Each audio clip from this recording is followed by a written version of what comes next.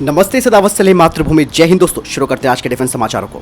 बढ़ते पहले defence update की तरफ जो कि M777 अल्ट्रालाइट हाउसर को लेकर आ रही है। दोस्तों ब्रिटिश फ्रॉम BAE सिस्टम ने भारतीय सेना को अपग्रेडेड 52 कैलिबर बैरल का ऑफर किया है, जिन्हें स्थानीय स्तर पर यानी कि लोकली भारत में बनाया जाएगा और साथ ही इसमें एक स्पेशलाइज्ड किट भी भारत को दी जाएगी, जिससे कि इसकी रेंज 40 किलोमीटर तक बढ़ जाएगी। यही नहीं दोस्तों, इसके अलावा इस अपग्रेडेशन से M777 की लॉइटरिंग म्यूनिशन के खिलाफ जो सुरक्षा है वो भी बढ़ जाएगी। BAE सिस्टम भारतीय प्राइवेट सेक्टर कंपनी से बात कर रहा है जो कि इस अपग्रेड को करेंगी और साथ ही वो इनके स्पेयर्स और लॉजिस्टिकल जो सपोर्ट है वो भी देगी। यही इसके अलावा इसे उन देशों को भी एक्सपोर्ट किया जाएगा जो इस तरीके का अपग्रेड चाहते हैं। चलिए बढ़ते नेक्स्ट अपडेट की तरफ। दोस्तों राइफल फैक्ट्री एशापुर ने सफलतापूर्वक पहले कंसाइनमेंट के तहत 7.62 × 39 मिलीमीटर की ट्रिची असॉल्ट राइफल को CISF को सौंपा है, जो कि सिंगल और ग्रुप ऑफ टारगेट को खत्म कर सकती है, वो भी 500 मीटर की रेंज में। और ट्रिची असॉल्ट राइफल की जो प्रभावशाली रेंज है वो 1350 मीटर है। बढ़ते नेक्स्ट अपडेट की तरफ। दोस्तों पारस डिफेंस को 53 यानी कि 53 करोड़ रुपए का कॉन्ट्रैक्ट मिला है रक्षा मंत्रालय से, जिसके तहत इंटीग्रेटेड कॉम्बैट सिस्टम के लिए जो कि ऑप्टोनिक पेरिस्कोप के इंस्टॉलेशन, सप्लाई और सपोर्ट के लिए है। ये कॉन्ट्रैक्ट 2 चरणों में किया जाएगा और इसकी पार्शियली डिलीवरी 2024 में होगी और बाकी की बची हुई डिलीवरी 2025 से होगी। चलिए बढ़ते नेक्स्ट अपडेट की तरफ। दोस्तों भारतीय नौसेना ने एक रिक्वेस्ट फॉर इंफॉर्मेशन जारी किया है। 50 टन बोलार्ड पुल टग्स की 8 यूनिट्स और 25 टन बोलार्ड टग्स की 5 यूनिटों का, जो कि भारतीय नौसेना की टोइंग क्षमता का हिस्सा होगा और साथ ही ये सेकेंडरी फायर फाइटिंग क्षमता के साथ होगा, जो कि भारतीय नौसेना के एयरक्राफ्ट कैरियर को भी सपोर्ट करेगा। चलिए बढ़ते नेक्स्ट अपडेट की तरफ।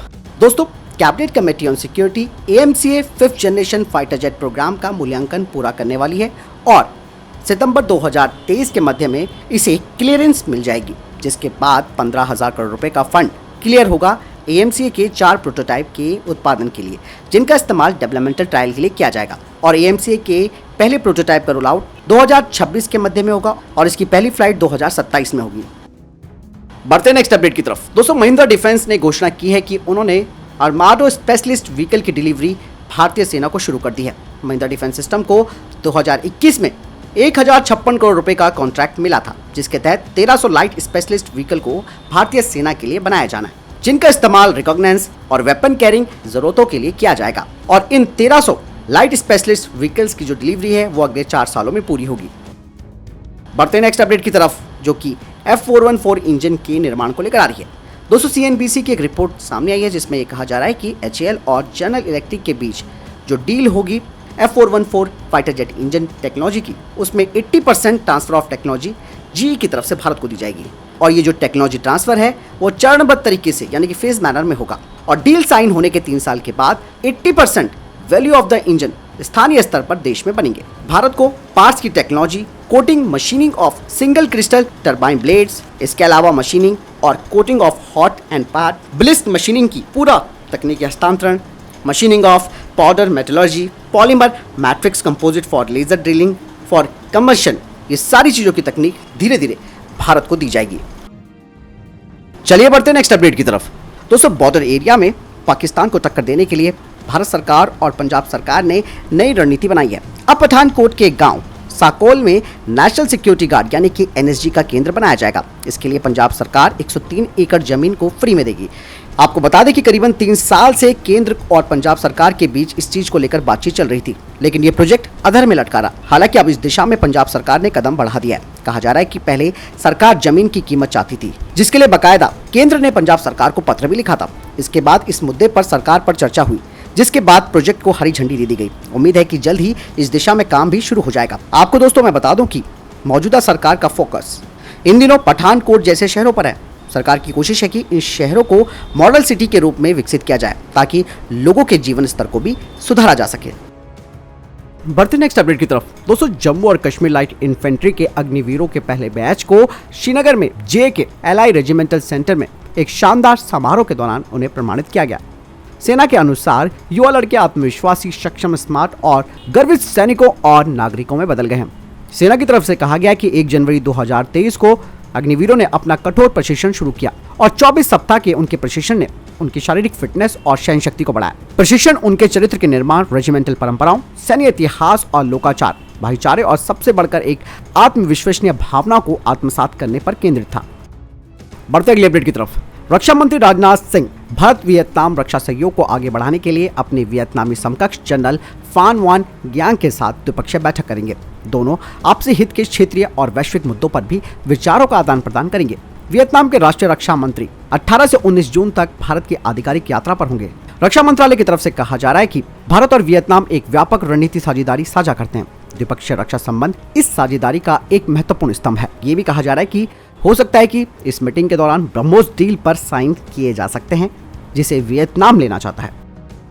बढ़ते नेक्स्ट अपडेट की तरफ। रक्षा मंत्री राजनाथ सिंह ने कहा कि उत्तर प्रदेश रक्षा औद्योगिक गलियारे में नट बोल्ट से लेकर ब्रह्मोस मिसाइल तक का विनिर्माण होगा।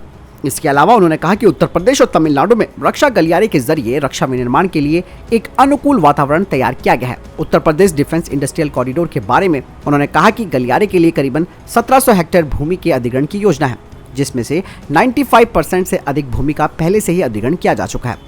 इनमें 36 उद्योगों और संस्थाओं को करीबन 600 हेक्टेयर भूमि आवंटित कर दी गई है और 16,000 करोड़ रुपए से अधिक मूल्य के अनुमानित निवेश के साथ 109 सहमति पत्र यानी कि एमओयू पर हस्ताक्षर किए गए हैं। रक्षा मंत्री ने बताया कि अभी तक करीबन 2,500 करोड़ रुपए का कुल निवेश विभिन्न इकाइयों की ओर से यूपीडीआईसी में किया गया है। बढ़ते नेक्स्ट अपडेट की तरफ। दोस्तों, कोचिन शिपयार्ड की स्वामित्व वाली सहायक company Udupi Cochin shipyard limited को 6 नई पीढ़ी के डीजल इलेक्ट्रिक 3800 सामान्य कार्गो पोत के डिजाइन और विनिर्माण के लिए नॉर्वे की एक अंतर्राष्ट्रीय कंपनी से ऑर्डर मिला है। और बता दें कि ये एक बड़ी उपलब्धि है जो भारत में जहाज निर्माण उद्योग में कंपनी की ताकत को अंतर्राष्ट्रीय स्तर पर उजागर करती है। नॉर्वे की कंपनी का ऑर्डर कोचिन शिपयार्ड के लिए एक महत्वपूर्ण उपलब्धि है, क्योंकि वैश्विक बाजार में भारत अपनी पकड़ को मजबूत करना चाहता है। आपको बता दें कि future proof dry cargo vessel परियोजना 580 करोड़ रुपए की अनुमानित लागत पर है। पहले पोत की डिलीवरी दिसंबर 2024 तक की जाएगी, उसके बाद की डिलीवरी 2026 तक पूरी कर दी जाएगी। बढ़ते नेक्स्ट अपडेट की तरफ। दोस्तों, थाईलैंड से अब फ्लाइट के बजाय सड़क के जरिए घूमा जा सकता है। दरअसल भारत, म्यांमार और थाईलैंड को जोड़ने वाला बहुप्रतीक्षित त्रिपक्षीय राजमार्ग अगले 4 सालों में बनकर तैयार हो जाएगा। जानकारी के मुताबिक राजमार्ग के भारतीय और थाईलैंड भागों पर अधिकांश काम पूरा हो चुका है। 1360 किलोमीटर लंबा भारत म्यांमार थाईलैंड त्रिपक्षीय राजमार्ग भारत, म्यांमार और थाईलैंड की एक साझी पहल है। भारत म्यांमार में त्रिपक्षीय राजमार्ग के 2 खंडों का निर्माण कर रहा है और इस निर्माण में करीबन 69 पुलों का निर्माण भी शामिल है। और इन दोनों परियोजनाओं को म्यांमार सरकार को अनुदान सहायता के तहत भारत सरकार के द्वारा वित्त पोषित किया जा रहा है। म्यांमार की तरफ से कहा जा रहा है कि म्यांमार के अंदर राजमार्ग का अधिकांश भाग पूरा हो चुका है। 2026 के अंत तक अधूरे हिस्सों को भी पूरा कर दिया जाएगा और साथ ही साथ अपग्रेडेशन वाले हिस्सों को भी पूरा किया जाएगा। साथ ही म्यांमार ने कहा कि 121 किलोमीटर के एक हिस्से को 4 लेन के राजमार्ग में अपग्रेड किया जा रहा है। थाईलैंड की तरफ से भी कहा जा रहा है कि थाईलैंड म्यांमार सीमा पर स्थित बैंकॉक से मैसॉर तक राजमार्ग का थाईलैंड भाग पूरा हो चुका है। ये 501 किलोमीटर का हिस्सा लगभग तैयार है। ये एशियाई राजमार्ग 1 का हिस्सा होगा। दोस्तों, ये जो त्रिपक्षीय राजमार्ग है वो कोलकाता से शुरू होगा, उत्तर में सिलीगुड़ी तक जाएगा और यहाँ से ये पूर्व की ओर मुड़ेगा और आगे कूच बिहार होते हुए बंगाल से बाहर निकलेगा और श्रीरामपुर सीमा के माध्यम से असम में प्रवेश करेगा। इस दौरान उत्तर बंगाल का द्वार्स क्षेत्र भी कवर होगा। ये दीमापुर से नागालैंड में प्रवेश करने के लिए असम में पूर्वी दिशा के क्षेत्रों को कवर करता है। बढ़ते नेक्स्ट अपडेट की तरफ। दोस्तों, एनएसए अजीत डोभाल ने एक बहुत बड़ी बात कही है। राष्ट्रीय सुरक्षा सलाहकार अजीत डोभाल ने कहा कि अगर नेताजी सुभाष चंद्र बोस होते तो वो देश का विभाजन नहीं होने देते। उन्होंने कहा कि नेताजी ने अपने जीवन में कई बार साहस दिखाया और उनके अंदर महात्मा गांधी को चुनौती देने का साहस भी था। डोभाल जी ने कहा कि लेकिन तब तक महात्मा गांधी अपने राजनीतिक जीवन के शीर्ष पर थे, फिर बोस ने कांग्रेस छोड़ दी। डोभाल जी ने कहा कि मैं अच्छा या बुरा नहीं कह रहा, लेकिन भारतीय इतिहास और विश्व इतिहास के ऐसे लोगों में बहुत कम समानताएं हैं जिनमें धारा के खिलाफ बहने का साहस था और यह आसान नहीं था। उन्होंने कहा कि नेताजी अकेले थे, जापान के अलावा उनका समर्थन करने वाला कोई देश में नहीं था। साथ ही एनएसए ने कहा कि नेताजी ने कहा था कि मैं पूर्ण स्वतंत्रता से कम किसी चीज के लिए समझौता नहीं करूंगा। वो न केवल इस देश को राजनीतिक पराधीनता से मुक्त कराना चाहते थे, बल्कि उन्होंने कहा था कि लोगों की राजनीतिक, सामाजिक और सांस्कृतिक मानसिकता को बदलने की जरूरत है और उन्हें आकाश में स्वतंत्र पक्षियों की तरह महसूस करना चाहिए। तो फिलहाल दोस्तों, ये थे अभी तक के टॉप डिफेंस अपडेट्स। वीडियो के संबंध में कोई प्रश्न, जवाब, आपको कोई सवाल कमेंट सेक्शन में लिखकर जरूर पूछ सकते हैं। मिलता हूं नए वीडियो के साथ। चैनल को सब्सक्राइब कीजिएगा। जय हिंद, वंदे मातरम।